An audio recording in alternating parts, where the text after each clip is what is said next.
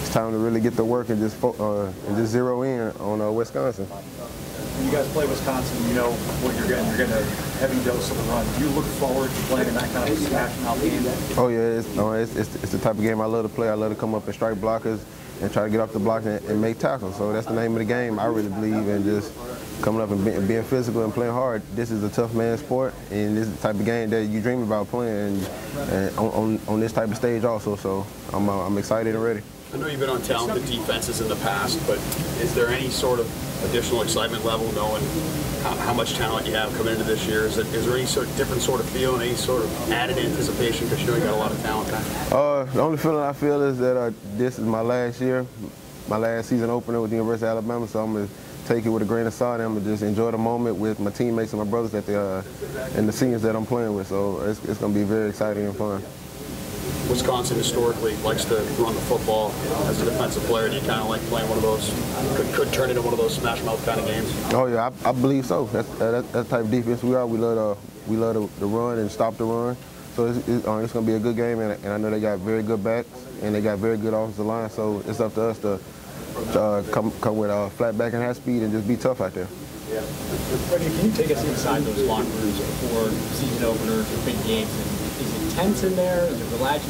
What are those atmospheres like before an opener? It's for the freshmen, you can tell in their eyes that it's going to be a big game for them because it's their first real big game playing in front of all them lights and stuff. But for the guys that have been there before, it's just calm and just cool. Everybody got their headphones in, just zeroing in on the game plan. Everybody looking at the game plan and just zeroing in on what they got to do.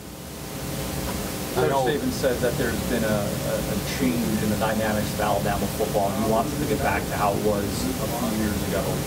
In your mind, what does that mean, getting back to what Alabama football used to be? Finishing.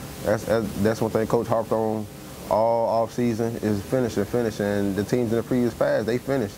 In the past 2 years, we didn't finish. So I believe that's what Coach talking about. We got to finish all the way from the first quarter to the fourth quarter. Obviously, you're on the other side of the ball, but there's been clearly, a lot of talk about the quarterback situation and what's been going on with that.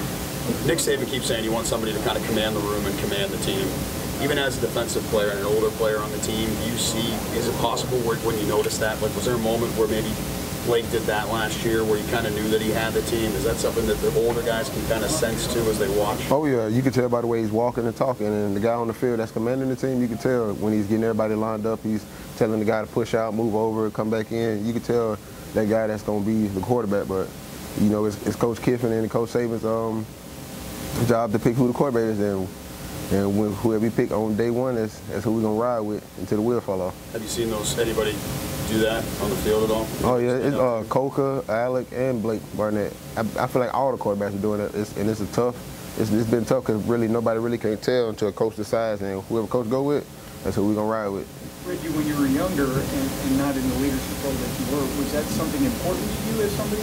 Did you need that as a player? You needed somebody to lead you or something? Oh yeah, of course coming in, like, I wanted somebody to show me the ropes, to show me what I need to do, show me like, okay, going into like meetings on the game, I can't wear flip-flops, we gotta wear tennis shoes, stuff like that. And Nico Johnson and CJ Mosley did that for me coming in when I was still learning the playbook and all that, and especially Nico, he took me under his wing and just showed me what I had to do and what was expected out of me as being the player at the University of Alabama, especially at linebacker. So, yeah.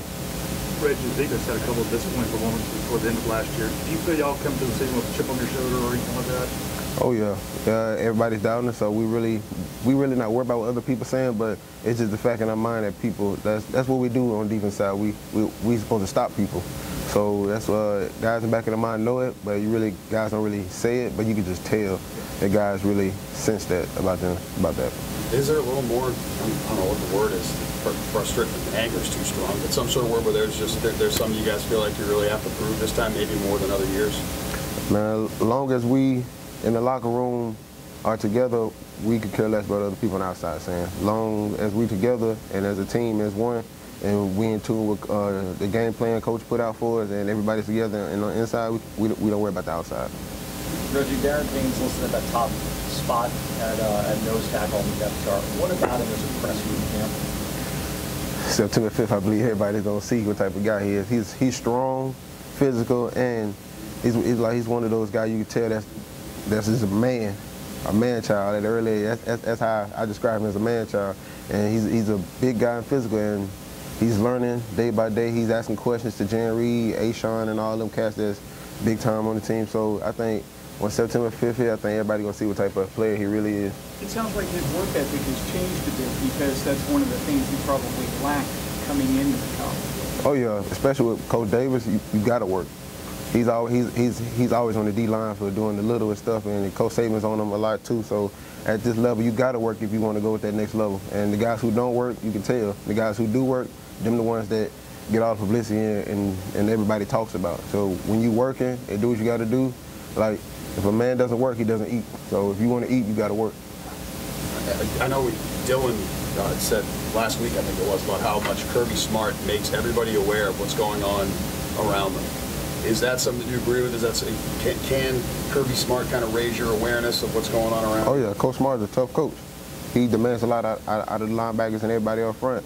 And ever since he been back, I understand the game a whole lot more at the inside level. So Coach Smart has been a big help for everybody that's playing inside linebacker, and we're getting everybody lined up how we're supposed to, and everything just more clear now. Good morning.